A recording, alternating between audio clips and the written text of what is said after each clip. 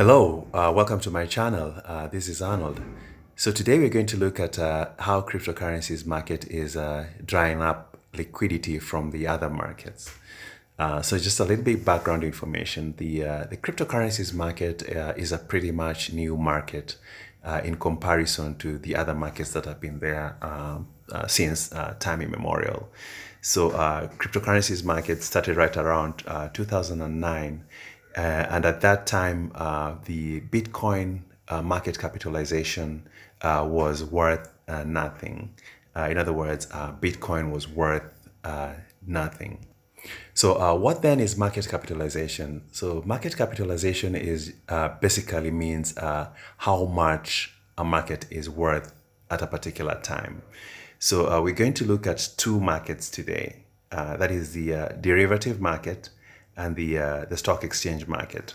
So, with the derivative market is estimated to be worth 1 quadrillion US dollars, and the stock exchange market, we're going to look at the main stock exchange market, that is the New York Stock Exchange market, which is the largest stock exchange market by value.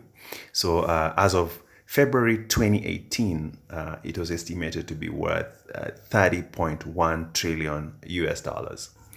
So, how much then is the entire cryptocurrencies market worth? What is the entire cryptocurrencies market capitalization? So, as of today, the 24th, the entire cryptocurrencies market is worth about 254 billion US dollars, and out of that, the Bitcoin market capitalization is 167.81 billion US dollars. That makes Bitcoin the most dominant cryptocurrency, and it dominates 65.9% of the entire cryptocurrencies market. So as of today, there are 5,500 cryptocurrencies out there. And the five most dominant cryptocurrencies by market capitalization is number one, Bitcoin at 167.81 billion US dollars. Number two, Ethereum at 22.98 billion US dollars. Number three, USDT Tether, which is a stable coin, at 8.86 billion US dollars. Number four, XRP at 8.83 billion US dollars. And the fifth one is Bitcoin Cash at 4.29 billion US dollars. One interesting thing to note is that the range between Bitcoin and the number two, which is Ethereum, is there's a really big difference. So Bitcoin is at 167.81 billion US dollars, and Ethereum, which is number two, it is at 22.98 billion US dollars.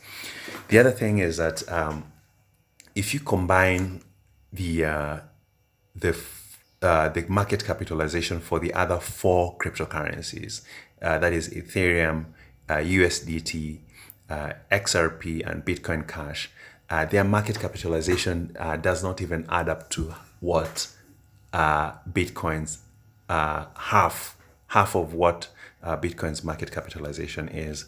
So what does that basically mean? So what that basically means is that there's a lot of money already in Bitcoin, and there's a lot of confidence also in Bitcoin. It also tells me that Bitcoin has been tested and tried, and it's one of the cryptocurrencies that has already made it. You cannot say you can you can You cannot say that Bitcoin will be worth nothing again. That is almost impossible. But unlike if you look at the other 5,500, the 5,500 cryptocurrencies out there, there are some cryptocurrencies that are said that will go to zero. But then there are a few cryptocurrencies that have been tested and tried, and out of that, Bitcoin has already made it. So the other thing is, when you're putting your money out there on any of the cryptocurrencies, you want to put your money into something that has been tested and tried. You do your homework before you put your money into any of them, making sure that you're putting your money on the right place. So the word has been out there that Bitcoin will be worth about one Bitcoin will be worth about 100,000 US dollars within the next couple of years. So what does that mean? Basically, what that means is that Bitcoin's market capitalization will grow by 10 times from what it is at the moment. So at the moment, as of today, it's 167.81 billion US dollars. So if it grows 10 times, then it will be worth 1.8 trillion US dollars. So that it has to be at 1.8 trillion US dollars market capitalization for one Bitcoin to be worth 100,000 US dollars. So let's look at a scenario whereby, let me say, half of money in the derivative market flows into Bitcoin. That is, half a quadrillion US dollars flows into Bitcoin. Or let's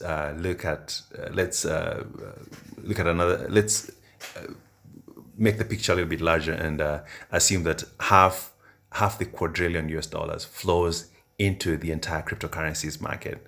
Then what is likely to happen is that the most dominant cryptocurrencies then will hold most of the money.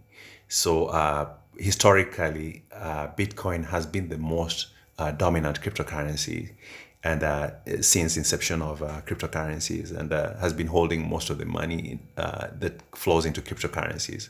So in a scenario whereby the more money comes into cryptocurrencies, the more money that comes into the dominant cryptocurrencies, then those dominant cryptocurrencies are likely to go way, way, way, way up in value. And as that happens, the other cryptocurrencies, the other 5,500, one or two here and there might get that flow and might jump up in value. Out of the 5,500 cryptocurrencies, there are some cryptocurrencies that are worth cents,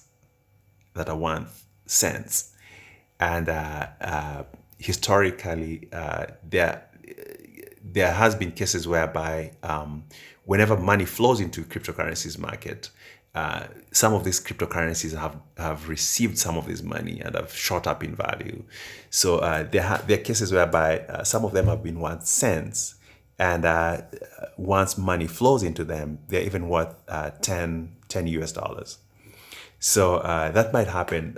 Nobody knows which one of them might benefit from a lot of money flowing into the cryptocurrencies market.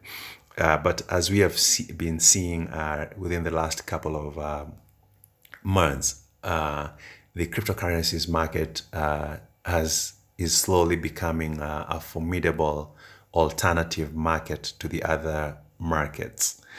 And one case, let's look at the stock exchange. Whenever there's negative movements in the stock exchange, there are times when there has been positive movements on the cryptocurrencies market.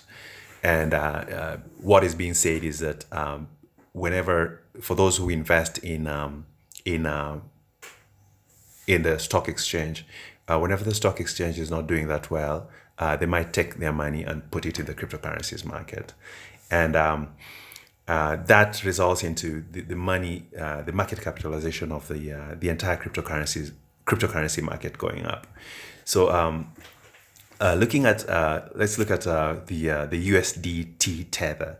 So basically that is a stable coin. So a stable coin is basically a coin where money is parked. People put their money in there as they wait for the market to stabilize and then move that money somewhere else. So as of today, there is 8.86 billion US dollars packed in the USDT tether. So that is money that is just waiting to flow into it could flow into the other dominant cryptocurrencies, or it could flow out again to the other markets out there. But remember, there are very, very many markets out there. We've only looked at two. And out of the two that we've looked at, one is worth 1 quadrillion US dollars. So imagine a scenario whereby the other major markets out there, a quarter or even half of the money in those markets move into the cryptocurrencies market. You could give a guess you could give a guess, or you could even calculate how much the dominant cryptocurrency will be worth if that happens. And that has been happening slowly by slowly as many more people know about cryptocurrencies and the various Bitcoin and all that, the more money moves in. And as the more money moves in, it goes into the other dominant cryptocurrencies, and it goes also into the other cryptocurrencies out there. All right, so with that, I'll come to the end of this video.